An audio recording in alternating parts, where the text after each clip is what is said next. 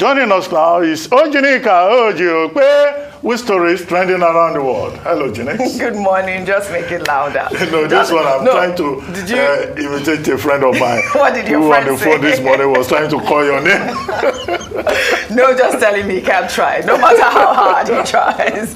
Good morning, Ayo. How are you this morning? I'm very well, Perfect. Thanks. And you? Good. Good morning, Rufai. Good morning, Oji. But you and Ayo got International Women's Day goodies yesterday. So let's bring all these matters forward. So please, where is our own share of the International Don't worry. Day? On International Men's Day, we'll share it. Why not? Well, all right.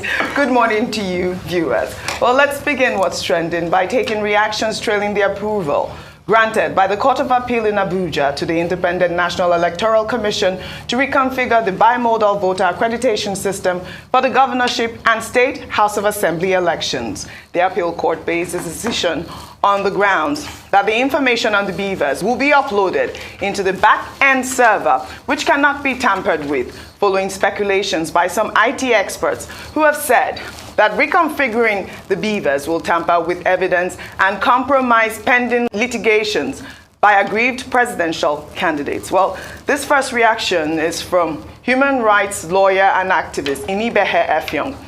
Well, he wrote, "The reason for the controversy over the reconfiguration of BVAS is that INEC, as an institution, has very little credibility. This is about the lack of trust in INEC.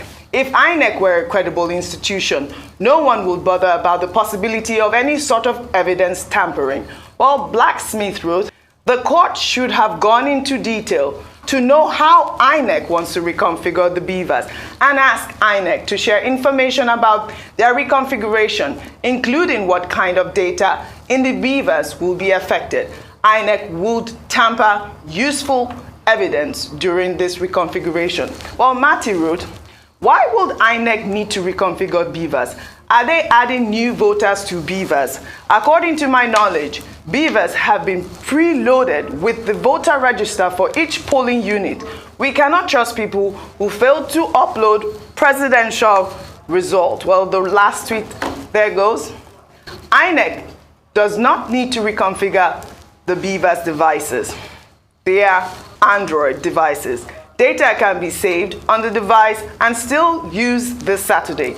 Don't we have multiple pictures, documents, videos, etc. on our phones? Do you need to reconfigure your phone each time you take a new photo? Ayo, I guess that question is quite valid as well, but I believe that you had, a guest earlier who actually used to work with INEC and said that the BVAS would need to be reconfigured because they have to recalibrate it with the dates and the polling units and all of that. But can you really blame Nigerians? I was looking through all the tweets this morning, and this is the exact sentiment. This is the rhetoric out there. They do not trust the institution. What's your take on this, really quickly? Yes, very, very, very interesting. Now, the first thing is that the first person we had this morning, the Deputy Dean of Postgraduate Studies at Bayes University, had actually put it very clearly that the reason why you have questions like this has been raised following the ruling by the appeal court yesterday is due to a lack of credibility and deficit of trust, especially because of the antecedents of INEC. So when they say one thing, unfortunately, they haven't been able to live up to their words or their promises. Hence, when they say what should be a normal procedure or process is being brought under microscopic investigations and Nigerians are not having it. So the conversation is around the fact that the information and evidence that could be used by parties who are before the courts to challenge the results of the presidential elections would be tampered with. I spoke to a few technical experts just to have an idea as to what does reconfiguration what does it entail, and then is it possible, from what the courts had said, that they're going to save up or they're going to back up information on BVAS currently to their server and cloud so that they can't tamper with it. And he said there's no 100% foolproof, fault-proof device. As long as it's technology, there are hackers who can attempt to break the security apparatus of the cloud or the servers. Now, the onus is on INEC in this instance to ensure that their security architecture is strong enough to withstand any kind of manipulation, tampering. In fact, people are not even as concerned about the hackers as they are as to internal manipulations and tampering of evidence. What we can hold on to from the ruling yesterday is that candidates have been said that they can ask for a certified true copy of information on BVAS. So that's one of the things that they were looking at. And also that it would be backed up and it would not be tampered with. Hopefully, this will answer the questions for many Nigerians. However, there's still that question of trust, there's still that question of credibility, there's still that question of competence on the part of INEC, and there's still that question around complicity with hanky-panky, if I put it that way, with dealing with the information on BVAS. That's a challenge. Credibility, competence. Dr. Abati, that other Twitter user alluded to the fact that if INEC should just, tell us exactly what it is that they are going to do, that would really probably help to instill trust in the people of Nigeria at this particular moment. Well, the concern that has been raised by the Nigerian Civil Society Situation Room speaks directly to that second tweet that you are talking about. And what the Situation Room is saying is that, look, there should be clarity as to what reconfiguration means.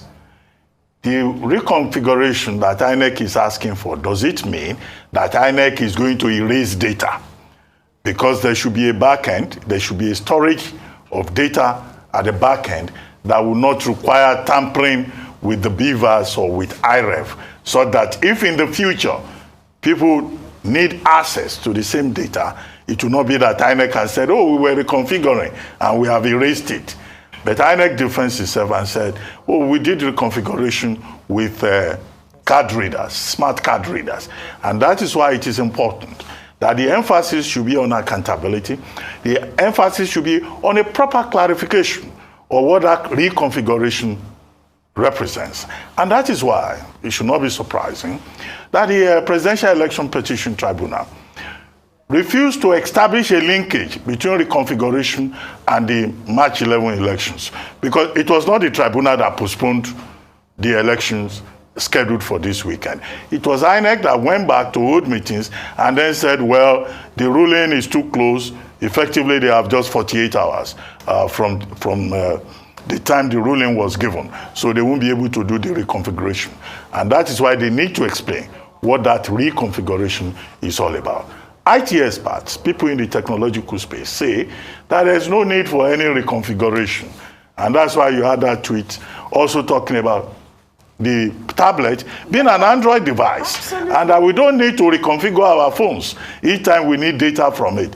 You know, the way you have set your phone, you can always get data. You can even hide your data in the clouds. Absolutely. Where you can access it. The third point is, why should anybody trust INEC? The same INEC that promises and fails. So what INEC has done with this general election is a promise and fail operation, failing the people of Nigeria. And so you cannot blame the people of Nigeria if they say they do not trust INEC. But what is even worse is that the credibility of INEC as an institution has been called into question. The credibility of its principal officers has been called into question. And I've raised the point elsewhere in an essay that, look, INEC is a graveyard of reputations. We have had INEC chairmen in the past who had to go and hide immediately they finish the assignment. With what INEC is going through, I don't know whether Professor Yakubu Mahmoud will still be able to stand tall in decent company after this is assignment, the end of which we do not know yet, the nature of which is overshadowed by uncertainty, by lack of confidence, by incompetence, by, we hope we don't get to that point, confusion. Absolutely, absolutely.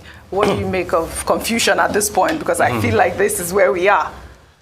I think it was Fela Kuti that talked about confusion in many of his songs. And he famously used the word, na double wahala for daddy body, and the owner for daddy body, na double wahala for daddy body. And that's where we are today. Technology is supposed to be easy. But INEC, please underline my words, has made technology phantasmagorically nebulous. That's what INEC has done. And that's why a lot of people can trust them. And please, in going forward, I think our lords on the bench also should be given prerequisite technological trainings, because they are going to deal with a lot of technology on the bench, especially with these elections. Our lords should be given technological trainings, because there are so many things that when you look at judgments like this, they need to understand about technology. Oji, we can all take our phones and Google that. Can you lose data when you even send something to the cloud? This is the response. In the cloud, I know already, but I just want probably in the cloud, the risk of data loss exists. Wow. So even when you say you put something in the cloud, you can lose data. And that's why I say, see, technology is very simple, but INEC has made it phantasmagorically nebulous. Even when you send something to the cloud, the risk of data loss does exist. This is the same INEC that we have seen the antecedents. And that's why a lot of people don't trust the so-called certified true copies. Because the upload timeline was different, so different informations were uploaded. As regards your shoe case, which is also the locus classical. Yeah, the case is still in court, but that's still a reference case. This is the same INEC that couldn't even show us the buoyancy of its server during election day, telling us we had a technical glitch that they've not been able to tell us what happened for the technical glitch today. Okay. This is the same INEC that has not been able to give us the steps and processes of what's involved in the configuration. And that's why the integrity of INEC is suspect. Yeah. So as regards INEC claiming that we will back up in the cloud, I've been able to prove to you before unreasonable doubt that even when you back up with the cloud, you can still lose in situ data. I rest my case. Thank you for that point, Rufai. We'll take another story. Yoruba social political group Afenifere on Wednesday endorsed Labour Party gubernatorial candidate Rhodes Vivour in the wake of accusations stemming from certain quarters alleging that he is not a true Lagosian. The leader of the group in Lagos State, Shukpo Shonibare, while speaking at the press conference, stated that the gubernatorial election is a contest of ideas and not a contest between people of Southeast extraction and Yoruba people in the state. He called on Lagosians to ignore provocative posts on social media because many are aimed at fanning the embers of disunity among peace-loving residents and intended to pitch Yorubas against Igbos. Shonibare further urged the people of Lagos to vote for Rhodes Vivour, affirming that he is a true Lagosian whose family ancestry and pivotal contribution to the affairs of Lagos State dates back 5 generations. Well, in the same vein, a video of Rhodes Vivour's sister, Titilola Vivour Adeniyi, a legal practitioner who has served in various capacities in Lagos State government, sharing the work that she has done as the Executive Secretary of Lagos State Domestic and Sexual Violence Response Team, has made the rounds on social media. Let's take a look. My name is Titilola Vivour Adeniyi. I'm privileged to serve as Executive Secretary of the Lagos State Domestic and Sexual Violence Agency, also referred to as DSVA. DSVA is the first of its kind, the first agency in Nigeria that is devoted to issues that pertain to sexual and gender-based violence. Under Governor Babajide Sanwo-Olu's administration, we've been able to provide services to over 10,000 survivors of domestic and sexual violence. Survivors have been able to access free healthcare, access free legal services, and access justice. Indeed, the letters of the law have come alive, because under this administration, we've secured over 70 convictions, ranging from life imprisonment to 60 years. Lagos State government has declared zero tolerance for all forms of sexual and gender-based violence, and this can only be achieved with your support. It's for this reason that I stand with Governor Babajide Sanwo-Olu in ensuring Lagos State is free from all forms of sexual and gender-based violence.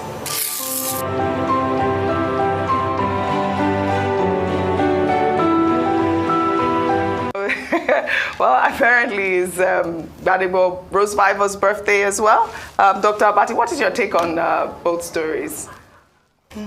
Well, okay, first, Afenifere, right? Afenifere has endorsed Vivour Rhodes Vivour, and that's been consistent. Afenifere, the group led by Chief Ayo Adebanjo, and in Lagos State by Chief Shukwo Shonibare. I know, the Afenifere will not want to hear that a group is led by one person, another group is led by another person. But that group, two principal figures in that group that I have identified, they are pro-Labour Party.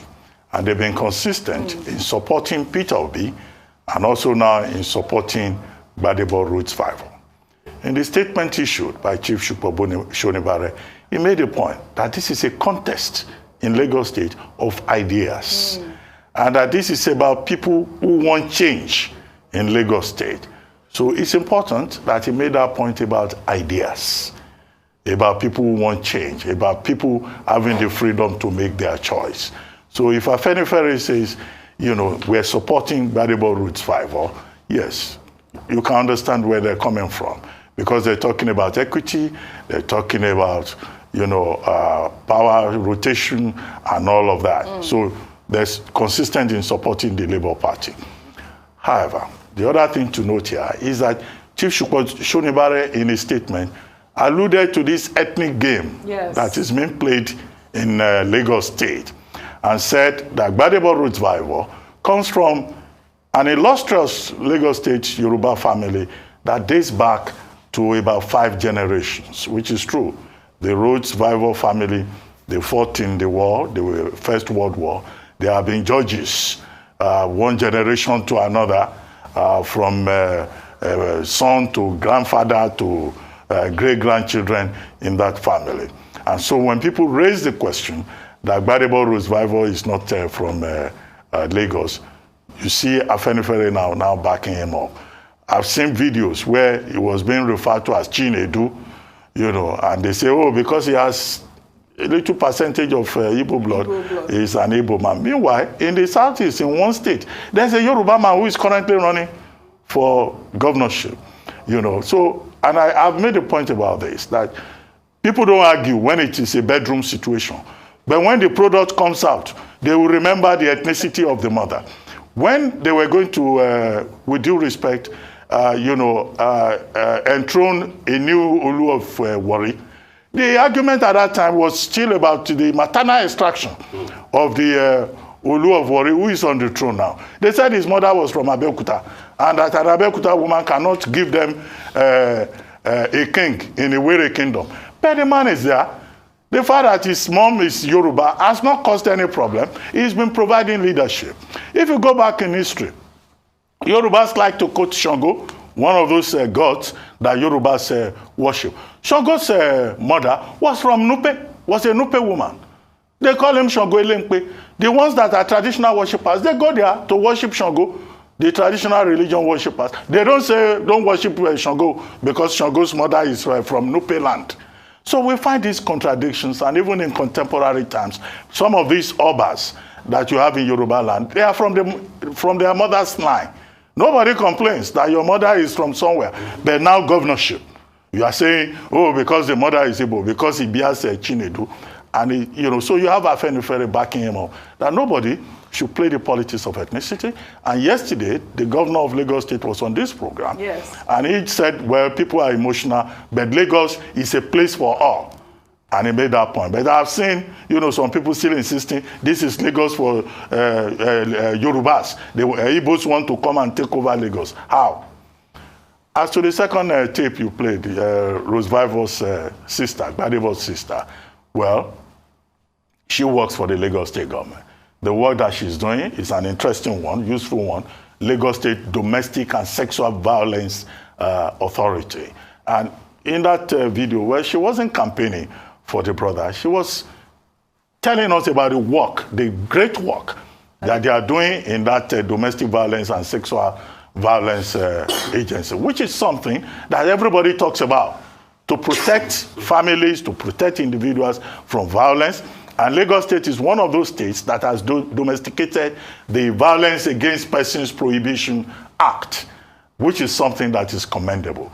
But as an individual, Ms. Rhodes Vivour has her own choice. She can support whoever she wants, but she's not talking politics. But even if she's talking politics, that's fine. Yes. We have seen families where the father will go with one party, the son will go with one party. Isn't that the famous case? Was it the Ikoli family or the Ikoku family? Where you had the members belonging to two different political affiliations. Yes. And then, of course, we have seen husbands and wives belonging to different political parties. And people raise questions, how do you people do it at home? But, of course, the standard response is that when they enter the bedroom, they leave politics at the door and continue with family business. Yes. So, you know, that is not an issue. Everybody has the right to choose. Yes. By the way, you say he's 40 today. Yes. Well, congratulations to him. Happy birthday to Gbadebo. But I think, you know, Ayo, it's quite refreshing to see Titilayo in that video coming, you know, in the wake of International Women's Day, and the work that she's doing is so important. I love the fact that, you know, she had talked about how many convictions that they've had through the whole process, through the time she's been working with the Lagos state government. Another thing that was quite instructive in Shoni Bare's statement was the fact that, you know, he talked about the unity in Lagos. He talked about the fact that, you know, we should try to understand that even the fact that Peter Obi won Lagos and that Tinubu won in certain parts of the southeast should show the beauty of democracy, and we should stop all this ethnic divide. Absolutely. I'm very glad that the Afenifere, at least that faction, has come out to speak against any kind of ethnic profiling when it comes to the elections. I think that when leaders of groups like this come out to make a strong statement against what is happening in Lagos, which is quite shameful and disgraceful in terms of this ethnic war, as it were, then it passes on a very strong message. And that's why it was important when I asked the governor of Lagos State as to him speaking about it yesterday when he was on the show, because we need principal officers like that to strongly condemn what is going on. It's also ironic that whilst he was here, there were reports of burning of, you know, some ethnic groups' shops in Olodiapapa. Very unfortunate. I know I'll speak about that in detail later, but just to show you how tense and how bad the situation has become. So in terms of just emphasizing the importance of one Nigeria and the fact that we have the right and freedom and the beauty of living together as one, irrespective of the state that you choose to live. Yes, there are certain technicalities around that, but it is important to continue to consistently pass that message of unity and oneness. And so I'm glad that they've done that. I mean, irrespective of its politics of who they decide to back or support, it's just speaking deliberately to that. And I hope that other leaders and political chieftains will open up their mouths and speak up. It's important. We will hear their silences really loudly at this point when they are not saying anything and are riding on the waves of these ethnic divides and people destroying lifestyles and just properties and livelihoods of people. Very important. Now, with regards to Mrs. Titilola Vivour Adeniyi, I have watched her very closely since she was executive secretary of, at the time it was DSVRT, and then when it passed into law by the State House of Assembly, became the agency DSVA, and the incredible work they've done under the Lagos State Administration. If you're going to give kudos on one thing that the Governor Sanwo-Olu administration has done very well, it is in this area. They have convicted. There are famous cases. We remember the case of the Chrisland supervisor and a few minors. We know the sexual offenders register that's been published. They have made huge strides in regards to sexual offense and domestic violence. Their response team is one to be commended. Therefore, we must give honor to whom honor is due, and it's led by Mrs. Lola Vivour Adeniyi. Now, when her brother came on to contest against her principal, it was in people, of course, were watching closely to see who she was going to go with. Who was she going to support? Would she go along family lines and loyalty, or would she stick with her boss? As at December 2022, she featured very prominently in one of the rallies that Governor Sanwo-Olu had done. So she wasn't mincing words in who she was standing or supporting in this area.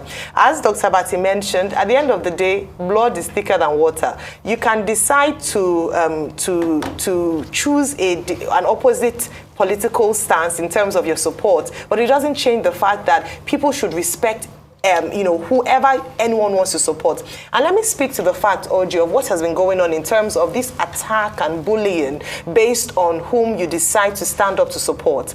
If siblings can choose to agree to disagree, in quotes in this case, by standing and choosing whom they want to support or back, then we should, as Nigerians, as Lagosians, as wherever you live in Nigeria, be willing to accept that this is the beauty of democracy. People can choose and decide to support whom they want to support based on their what they are leaning towards. It can be for different reasons. Some is competence, some is what is self-serving. But we must respect the choices of others without intimidation, without bullying, and respecting that people have choices. I think that the model representation of this, and I hope that it would end well, not just for them as individuals, but even for their family as a whole. But I think it's really excellent that they are able to come out boldly. I must say, finally, that in the past, Gbadebo with Vivour always celebrated the work of his sister. So you can look at his previous posts. So you see that at least there's a close relationship there in terms of him being proud of the work she's done with the Lagos State government. And so it's important to know that they had a great relationship, and I hope the relationship will be sustained despite differing political opinions. Beautiful. Well, Rufai, like Ayo said, this conversation is coming as an auto parts market in the Apapa area of Lagos State got burnt to the ground by alleged thugs. This is happening live. Today, Wednesday, 8th March 2023. This is happening live. Akere Market, Olode Apapa, Lagos. Burnt down completely. And the security man was killed while he was begging them not to burn the market. What have these men do to them? What have these men done? They are not politicians. They are not getting from politicians. Nobody even remember them. Look at how Akere Market is. Look at the streets of Akere. Very dilapidated. Nobody cares. No one knows. They are here just managing, trying to feed their family, trying to make ends meet. Can you imagine what happened there? I mean, we'll have, I believe Gbadebo was one of the first people to visit that incident yesterday. Horrible, horrible, condemnable. Okay. But we'll have him speak after you speak.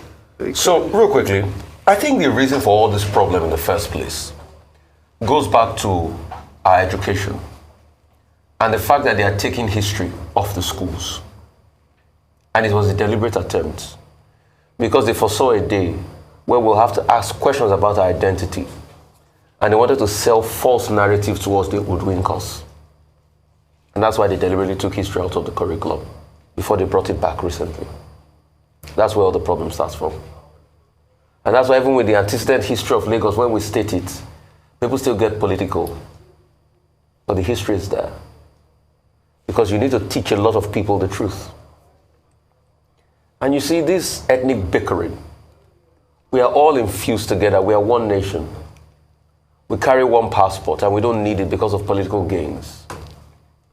I'm happy Dr. Abati talked about the Ikokus. In case you don't know, Alvan is on the 10 naira notes. Alvan, great Nigerian educationist, ran against his son, Samuel Ikoku.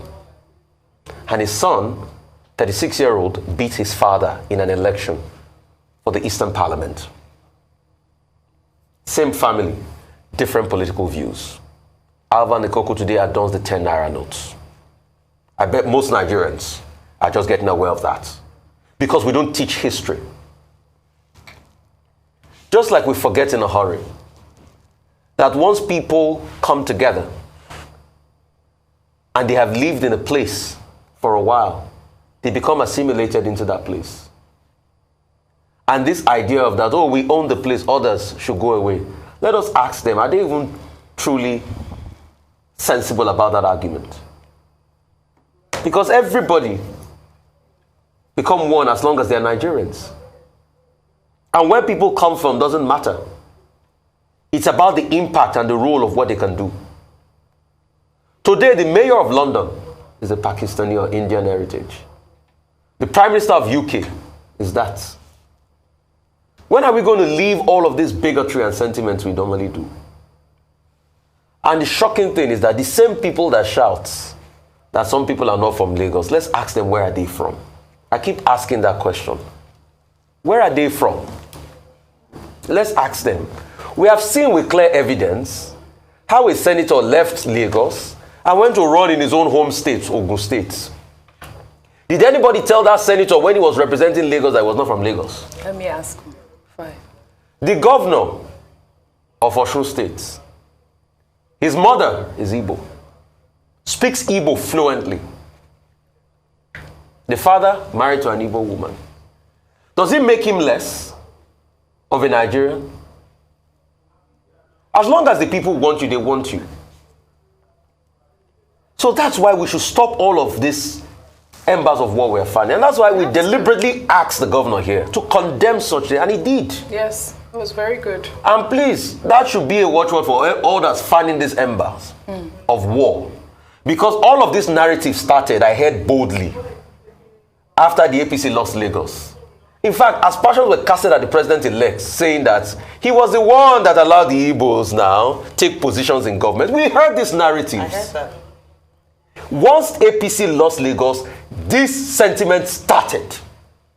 And aspersions were casted at President-elect Bola Tinubu. And let me tell you something. I salute Bola Tinubu for the inclusion of putting people from different race into government in Lagos. I clap for him and I applaud him for that. I don't mince words. I don't do sentiments. I don't do hanky-panky. Right. Because that was where the sentiment started from. And please, people should be allowed to make their choices. Because I also saw somebody representing the APC posting that we should coerce all civil servants that they must vote for a certain party. You see, it is rhetorics like that that destroy and divide society. Because somebody is a civil servant, does it mean he must vote for the incumbent government? If you are saying that, that means human beings are robots. So does it mean because God created us, we must all think like God wants us to think? Even God is democratic enough to allow us to be able to think and choose who we want. And he doesn't judge us. So why do we do all of this?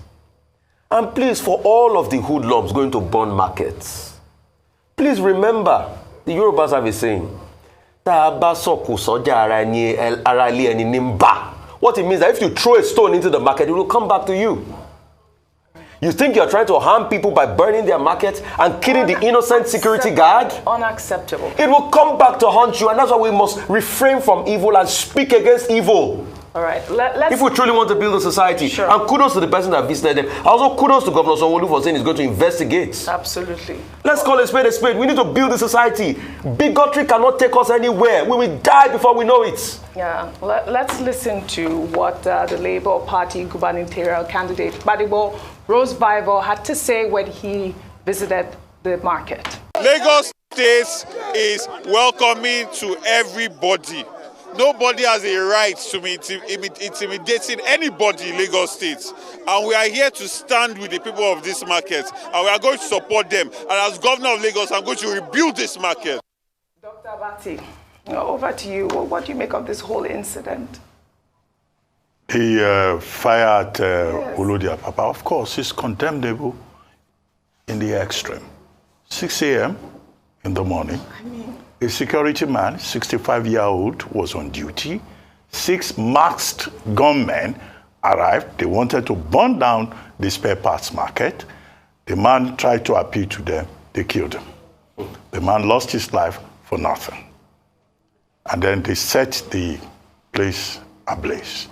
Now, what is the subtext? The subtext is that spare parts market in Olodia Papa is dominated by Igbos, people of a certain ethnic extraction who live and do business in Lagos State. Now, the Constitution of Nigeria makes it clear that any citizen is free to live in any part of Nigeria.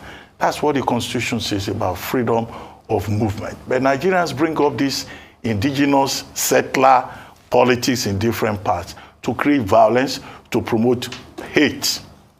And which was the point that has been made, both in the Afenifere statement and also by the governor of Lagos State, that look, nobody should be discriminated against on the basis of either their faith, religion, or ethnic extraction, Section 42.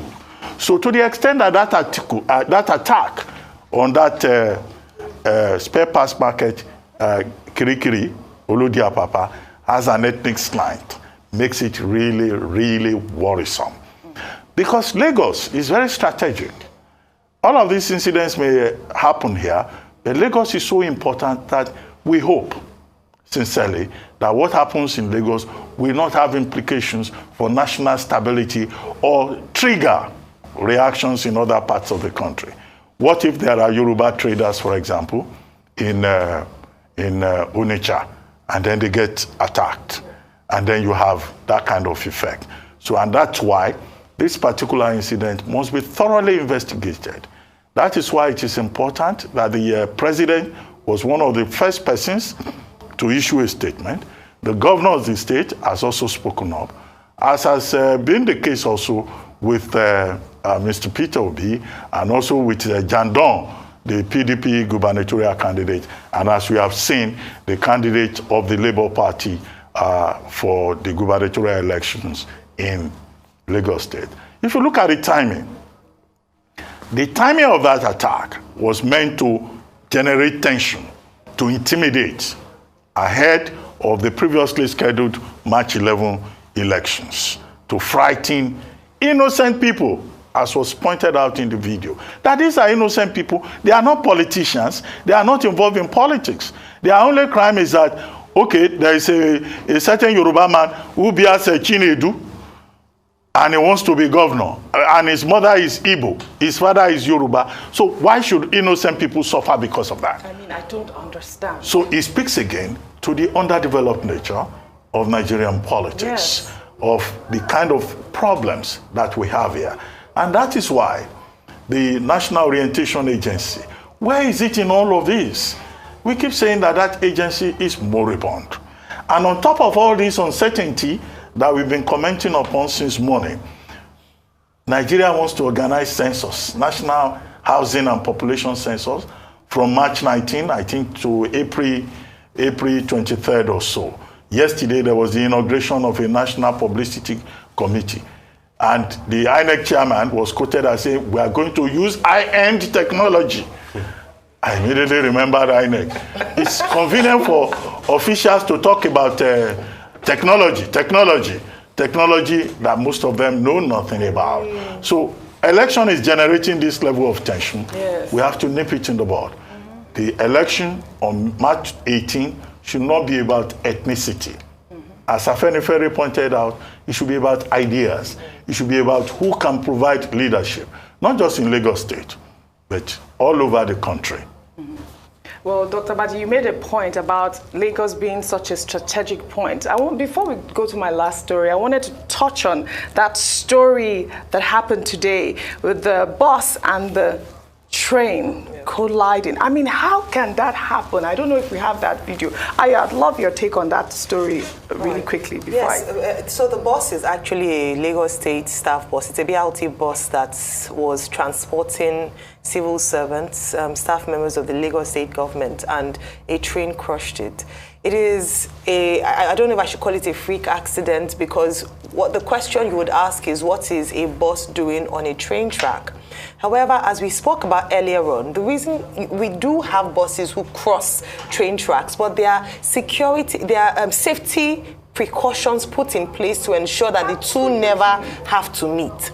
So in the past, what you would get is that you'd already have gotten an announcement, whether by bell or the closing of the train track, so that a bus or a vehicle does not cross this. Remember, it happened in Kaduna as well. It happened in Abuja, the Kaduna-Abuja rail, where a car was also stuck on the tracks and was hit, and we had loss of lives. Here, we've not been able to ascertain the number of lives that have been lost, but we've already seen people being carried out. So a very graphic picture of a stone over some. It is horrible. This shouldn't be happening in the place where we call the center of excellence, the commercial capital of Nigeria, the most populous city in Africa. You know, we come up with these lofty names. Accidents happen, very true, but they are avoidable incidents that should not happen in a city, cosmopolitan city like Lagos. It's very sad. I hope there'll be investigations done, and that if there's anyone who is culpable, you know, arrests will be made and they will face the full wrath of the law. Yeah, reports that I'm receiving, they're already saying about 2 casualties, several injured. I mean, this is like a suicide mission. Yes. What was our boss doing at that particular hour? Isn't there a time frame for them to go around Rufai? I mean, Audrey, my heart goes out, my heart bleeds for people that lost their lives because they didn't think they were going to lose their lives. My heart bleeds for them. But I'm sorry to tell you this, Audrey. Don't say it. It will happen again. You know why? It has happened before. And why did it happen again? Because we didn't learn. You know why we didn't learn? Because culture will eat strategy for breakfast. And we don't have a culture of doing things right. Look at elections ordinary now. Dr. But you talked about census just now. Somebody sent me a message and said, that census is another election waiting to happen, no? Because it's going to be massively politicized. And because we don't learn, that's who we are. So you see, if we start to have a behavioral personality change in this country, then it can be a whole lot better. You see, I think there should be a mental reset in this country. People keep shouting for a revolution. The only revolution we need is a mental revolution. And how does a mental revolution happen? Once people start to see justice is being done, their minds will start to change. The mental revolution we need in Nigeria is justice. The only revolution we need is justice. Once people see it, it happens. See, something happened many years ago. There was an accident in a place in Chicago. And a certain black man called Gareth Morgan sat down. And he said the reason for the accident was because people didn't coordinate each other. And he invented something called the traffic lights. A black man invented the traffic lights. And it reduced tremendously accidents. Since the last incident of train crossing, what did we learn? We didn't learn anything. What were the sensors on the train track? What were the crossing mechanisms? Who was signaling the train that a car was coming? What was the condition of the bus driver? What was the best possible approach? What was the syndication of the timing at which the train will pass with the time bus will pass? In other parts of the world, you know when a train will come. When I still go to England, I know a train comes around central London every 5 minutes. But in this regard, do we even know the times the train leave? Can I, as I speak on my phone, Google train times within the trains that move within Lagos? So when you don't have a societal synchronization, Oji, it will repeat itself. And like Dr. Abati used a very important word. He said this train accident is a metaphor for what Nigeria has become. And that is it. Dr. Abati. So it's a metaphor for what Nigeria has become. Ineptitude, incompetence, all the in. Unfortunate. Dr. Abati, really quickly. Well, I mean, I said all of that earlier on, but the thing to say about this is how Nigeria happens to people. When we use that phrase that Nigeria has happened to so person, it simply means a certain tragedy has befallen an individual or a community that should not ordinarily have happened. But that happens repeatedly, whether it's regard to kidnapping or violence or mindless killing or terrorism, simply because the state continues to fail in terms of its responsibility to the people, which in itself is a constitutional responsibility of the state. Section 14, subsection 2 of the 1999 Constitution. Somebody woke up in the morning, entered the staff bus to go to the office to serve the Lagos state government, and then somewhere along the way, a collision between a bus and a train. In parts of Europe, you will see the train and the bus, they will be going together with clockwork precision and regularity, schedule, and everything. No needless accident. Absolutely. But here in Nigeria, if you are not careful, when you leave home in the morning, you are not sure you will return in the evening. Unacceptable. This is just the tragic story of our lives. Now, that train line along that PWD in Ikeja, I've been told, is the responsibility not of the Lagos state government, but of the National Railway Corporation. The same National Railway Corporation that could not secure any of the train lines, either between Abuja or Kaduna, or between Abeokuta and Ibadan, or any other part of the country continues to fail, there should be a proper review of the operations of the railway corporation in Nigeria. Absolutely. It's not enough to just lay out the tracks.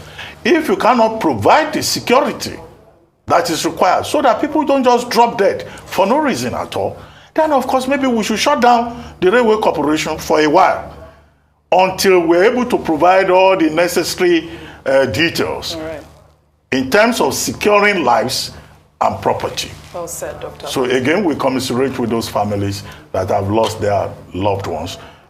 A lot of people have been turned into motherless children, orphans, widows, widowers, out of no fault of theirs. Very sad. Are you then surprised that we have in Nigeria what we call the jackpot phenomenon? People are running away. Not necessarily because they cannot eat here, but because they are enveloped by danger. You cannot be surprised. May their souls rest in peace.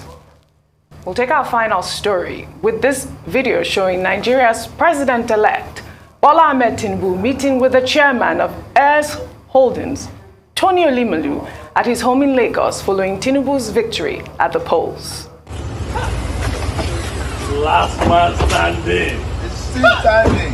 It's still standing. Last man standing. Jay, how come two of you are wearing the same thing? Is that a uniform? Last man standing. Congratulations. But I come and introduce yourself. From my daughter, from my Yes. Bola Choko. No, Bola Choko. I am too glad. I'm okay. I'm okay. Hanging in there. This is another supporter. How are you? Always argue. Yeah. Okay. DSG session. Ask you question there. DSG.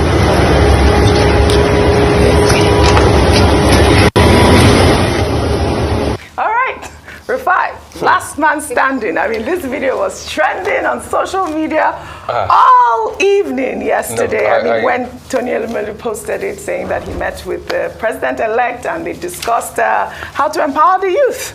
What's your take? Truth has to be told. Tempers are very high now. Okay. Words like last man standing, no. Let the court rule. He's president-elect, but let the court rule. And it's the last man standing phrase a lot of people are reacting to. That's what it is. And they have a reason to react. Why are they reacting? Because INEC did not do as he said it would do. And when you get the process of something wrong, then the thing becomes suspect. And it's not only us that we're talking about this. Even Chatham House, that President Yakub went to address, said they didn't get the process right. So we have a long legal battle, and sadly enough, it is the court that will truly determine who is the last man standing. It's a court battle, as ahead of us, that we are seeing play out. Table shaker. It is the court that will determine the last man standing. He's president-elect, but the court will determine who the last man standing is, which I'm not happy about, because it just throws away the right of the people to be able to vote. And that's why it is a shameful thing that this electoral law, using technology that we thought was going to reduce litigation, has now increased litigation because of the failures of INEC. Very sad. But a businessman meeting president-elect, no qualms with that. Businessmen will always align one way or the other. It's not emotions. They do it for the business. Absolutely. But it is the court in this regard that will determine who the last man standing is. And it's going to be a long drawn-out battle, and we can only wait for that. All right. Dr. Abati, last man standing. Well, the reference to last man standing is one of the nicknames that Asiwaju Bola Ahmed Tinubu acquired in the course of his political career. So it is not new. Some people call him Jagaban, some people call him last man standing, some people call him BAT or BAT. Now, in 2003 election, when President Olusegun Obasanjo was seeking a second term, he tried to play the ethnic politics to get the government in the Southwest, belonging to the AC then, Action Congress then, to support him. So his strategies talked to all the governors. All the governors cooperated. But as it turned out, having told people to vote for Obasanjo in the presidential election, the people, not being so sophisticated, in the gubernatorial election, they voted again for the PDP. But Bola Ahmed Tinubu was a smarter guy who refused. He head on to Lagos, and he was the only one who survived out of all the PDP, all the AC governors in the Southwest. So he became known as the last man standing. So we don't know what exactly Tony Elumelu, popularly known as TOE, was referring to there. Yeah, could be a nickname, right? Whether that historical nickname or contemporary developments, but I don't want to second guess him. But you could see that in the interaction, there's a lot of familiarity, you know, between them. And the president-elect himself has been doing the equivalent of a victory lap. After visiting Buhari in Daura, he came to Lagos ahead of the previously March 11 scheduled gubernatorial elections. He went to see the Oba of Lagos. Okay, now he went to see Tony Elumelu, is very prominent in the business space. And, you know, it's power game. Once they say you are the president-elect, you quickly take ownership. And that's why we have been having major sightings of Bola Ahmed Tinubu here and there, you know, trying to claim the space. However, what is more important is what we were told they discussed, which was reported by Tony Elumelu himself, youth empowerment. Everybody knows that Tony Elumelu, you know, is very strong on the issue of youth empowerment through his Tony Elumelu Foundation, which has impacted on young people, entrepreneurs, you know, in all the countries of Africa. And he has provided support for over 10,000 young people who are into, you know, entrepreneurship. And it's a living program that continues to give back to society. Now, how does Asiwaju Bola Ahmed Tinubu come into the picture?